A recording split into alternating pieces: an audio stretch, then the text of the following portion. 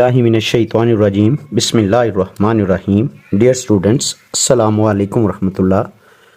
Question number 32 है कि cos of alpha plus beta equal to होता है cos alpha cos beta minus sine alpha sine beta. इसे हमें प्रूव करना है। तो देखें, इसके प्रूफ के लिए हम लिखेंगे सिंस, या हम लिखेंगे we know that fundamental theorem syllabus में शामिल है। फंडामेंटल थ्योरम, फंडामेंटल थ्योरम ये ऑलरेडी सिलेबस के अंदर शामिल है ऑफ ट्रिग्नोमेट्री। तो वो मेरे पास कुछ इस तरह से है कि cos of alpha minus beta already prove हुआ है ये बात, कॉज अल्फा कॉज बीटा और plus sine alpha sign of beta. तो ये हमें याद होना चाहिए। अब हम इसमें क्या करेंगे, रिप्लेस कर देंगे। रिप्लेस किसको जी? बीटा को बाय माइनस बीटा, बीटा को माइनस बीटा के साथ रिप्लेस कर देंगे, क्योंकि ये एक आइडेंटिटी है तो इस वजह से किया जा सकता है। तो दिस इंप्लाइज दैट, इससे क्या बनेगा, इससे बनेगा कॉज ऑफ अल्फा माइनस और यहां पर आ जाएगा minus beta, bracket close. This is equal to किसके इक्वल जी?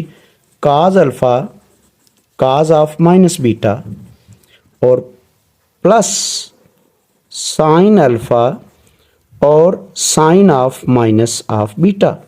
देखिए यहां पर ऐसे हुआ है कि जो जहां बीटा था मैंने इसको बीटा लिख दिया। अब दो रिजल्ट हैं यहां पर, एक है कॉज ऑफ माइनस बीटा और एक है साइन ऑफ माइनस बीटा। जैसा कि चैप्टर नंबर 1 के अंदर हमने और शुरू में भी ये बात डिस्कस थी कि चैप्टर नंबर 9 के अंदर कि साइन में से मनफी जो है वो खत्म हो जाता है, सॉरी बाहर आ जाता है, और काज में से माइनस हजम हो जाता है। तो देखें हम यहाँ पर ये लिखने लगे हैं काज ऑफ, देखें ये अल्फा प्लस बीटा आ जाएगा दो माइनस होने की वजह से। तो यहाँ पर बनेगा काज अल्फा और इसका माइनस खत्म हो जाता है तो ये बन जाएगा काज ऑफ बीटा, और यहाँ पर फिर जी प्लस साइन अल्फा और साइन ऑफ माइनस बीटा जब लिखा जाएगा तो कुलिया है मेरे पास ये वाला कि साइन ऑफ माइनस थीटा हो तो इसे लिखेंगे माइनस साइन ऑफ थीटा।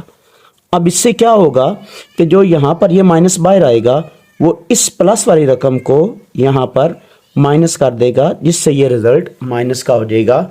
और यही बात हमें ऊपर प्रूव करना थी कि cause of alpha plus beta ये इक्वल टू होता है काज अल्फा काज बीटा और माइनस साइन अल्फा और साथ में साइन ऑफ बीटा।